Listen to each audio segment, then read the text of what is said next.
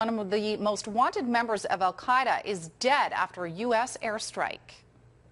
لا تشاور أحدا في قتل الأمريكان.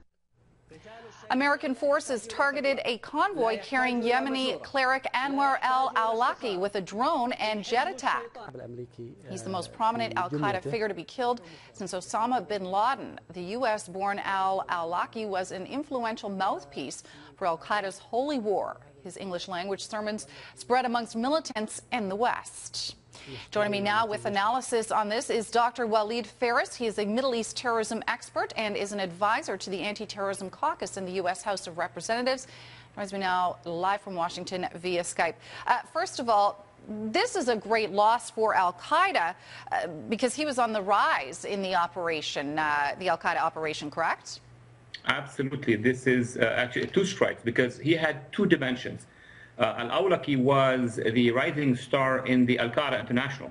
He was the coordinator of, international operations against the United States. His reach was not just in Yemen or even in the Arabian Peninsula. He reached out to Shabab al-Jihad in Somalia. One of his recruits, by the way, we remember, the so-called Christmas Day bomber, was from Nigeria.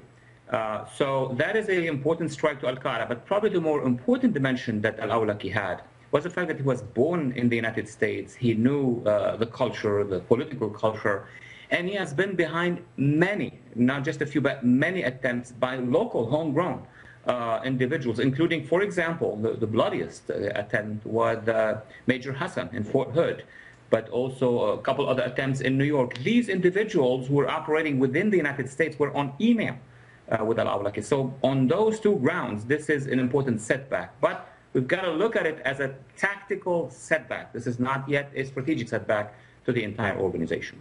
Right, and you say that we've been doing the right things when it comes to intelligence and military. We've had many successes, which is exactly what this is, as was the death of Osama bin Laden. But what we need to do is we need to change our domestic and foreign policies because we need to adjust and attack the ideology behind these wannabe terrorists. Oh, absolutely. I mean, the intelligence efforts and the military efforts have done all what they can. I mean, you can't ask military and intelligence to change the ideology. What they can do is this. And they reached bin Laden, they reached al-Awlaki. And remember, during the mid-decade, they were able to get rid of many al-Qaeda leaders in Iraq and, of course, in Afghanistan.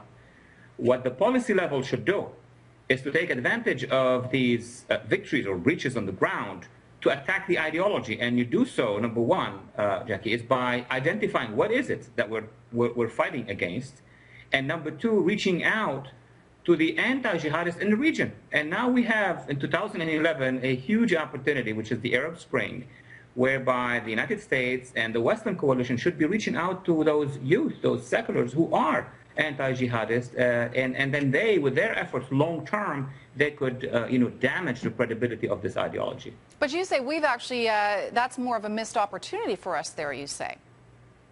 I think there were a lot of missed opportunities over the past few years. I would even say over the last 2 years of the previous administration, in this case the bureaucracy, and these last 3 years, we've got enormous opportunities. One was June 2009, if you recall, there was 1.5 million people, mostly young people, males and females, demonstrating in Tehran, in Iran.